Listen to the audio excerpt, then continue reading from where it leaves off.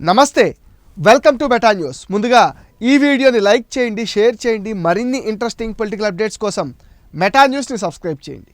ఇక మ్యాటర్లోకి వస్తే ఏపీలో 2019లో అధికారంలోకి వచ్చిన వైసీపీ ప్రభుత్వం సాగించిన దమనకాండకు నిదర్శనంగా ప్రజావేదిక కూల్చివేత. టీడీపీ హయాంలో అమరావతిలో అప్పటి సీఎం చంద్రబాబు నాయుడు క్యాంప్ ఆఫీసుగా వినియోగించిన లింగంనేని ఎస్టేట్కు ఆనుకొని ఈ భవనం నిర్మితమైంది. ఉండవల్లి గ్రామ పరిధిలో కరకట్ట మీద సిఆర్డీఏ ఆధ్వర్యంలో ఈ నిర్మాణం జరిగింది. ఏపీ ఎన్నికలకు ముందు 2019 వరకు అటు ప్రభుత్వం ఇటు టీడీపీ పార్టీ కార్యకలాపాలకు ప్రజావేదిక కేంద్రంగా మారింది. అక్రమ కట్టడాల కూల్చివేతను ప్రజావేదిక భవనం నుంచే మొదలు పెడుతున్నాం. ప్రజావేదికలో ఇదే కలెక్టర్ల చివరి సమావేశం. ఈ భవనాన్ని కూల్చేస్తామంటూ 26 జూన్ 2019లో జగన్ ప్రకటించారు. జగన్ ఆదేశాల ప్రకారం అధికారులు ఆ భవనాన్ని కూల్చేశారు. నిజానికి బుధవారం భవనం కూలుస్తామని జగన్ చెప్పిన మంగళవారం సాయంత్రం నుంచే అధికారులు ఆ కూల్చివేత పనులు చేపట్టారు. ఈ భవనం నిర్మాణం నిబంధనలకు విరుద్ధంగా ఉండడంతోనే ఈ నిర్ణయం తీసుకున్నట్లు జగన్ చెప్పారు. కనీసం నోటీసులు కూడా లేకుండా ప్రజావేదికను కూల్చేవేయడంపై అప్పట్లో టీడీపీ అభ్యంతరం తెలిపింది. వైసీపీ పాలన కూల్చివేతలతో మొదలైందని జనం సైతం ఆనాడు విమర్శలు చేశారు.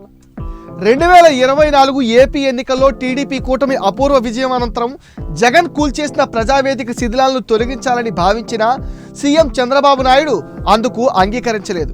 జగన్ విధ్వంస మనస్తత్వానికి శిథిలాల సాక్ష్యం ఈ ప్రజావేదికని, 5 ఏళ్ల నుంచి ప్రజావేదిక వ్యర్థాలు కూడా తీయకుండా అక్కడే ఉంచి పైశాచిక ఆనందాన్ని జగన్ రెడ్డి పొందుతున్నారంటూ టీడీపీ నేతలు విమర్శించారు. జగన్ విధ్వంస పాలనకు ప్రతీక ప్రజావేదిక అని, ఆ శిథిలాలను తొలగించమని ఇప్పటికే సీఎం చంద్రబాబు నాయుడు ప్రకటించడం హాట్ టాపిక్ అయింది. ప్రజావేదిక కూల్చివేసిన జూన్ 26కి ముందే ఏపీలో వైసీపీ అక్రమ నిర్మాణాలపై అధికారులు ఉక్కుపాదం మోపటం హాట్ టాపిక్ అవుతుంది. ఇవన్నీ చట్ట ప్రకారం సాగుతున్న వైసీపీ నేతలు మాత్రం ప్రభుత్వం పైన బురద జల్లుతున్నారు. ఉండవల్లిలోని బోటియాడు స్థలంలో అక్రమంగా నిర్మిస్తున్న వైసీపీ కార్యాలయాన్ని తాడేపల్లి మున్సిపల్ కార్పొరేషన్ అధికారులు కూల్చివేశారు.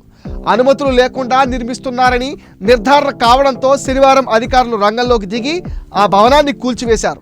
గత కొంతకాలంగా ఈ స్థలం ఖాళీగా ఉండడంతో వైసీపీ పెద్దలు కన్నేశారు. సుమారు 2 ఎకరాల స్థలాన్ని పార్టీ కార్యాలయం కోసం నామమాత్రపు రేటుకు అప్పనంగా కొట్టేసే ప్రయత్నం జరిగింది. ప్రభుత్వం మారడంతో వైసీపీ యత్నానికి బ్రేక్ పడింది. ఇప్పటికే విశాఖలోని రిషికొండ పైన 500 కోట్ల జనం సొమ్ముతో జగన్ జల్సామహల్ నిర్మించుకున్నారు. దీనిపైన విమర్శలు వస్తున్న వేళ ఉండవల్లిలో అక్రమంగా వైసీపీ కార్యాలయం నిర్మించడం పైన జనం మండిపడుతున్నారు.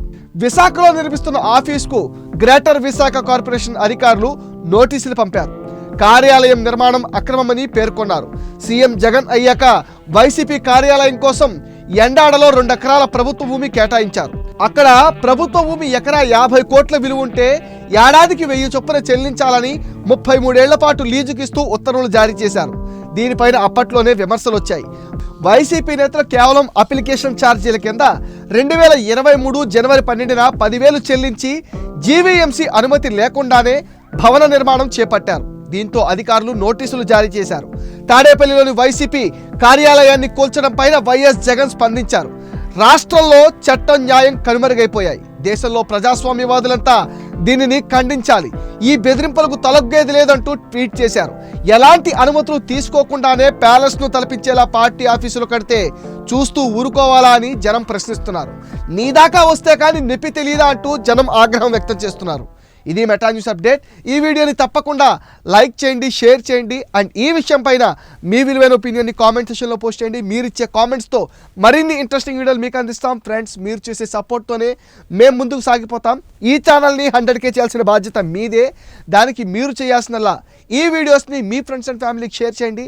మెటా న్యూస్ని సపోర్ట్ చేయండి, సబ్స్క్రైబ్ చేయండి.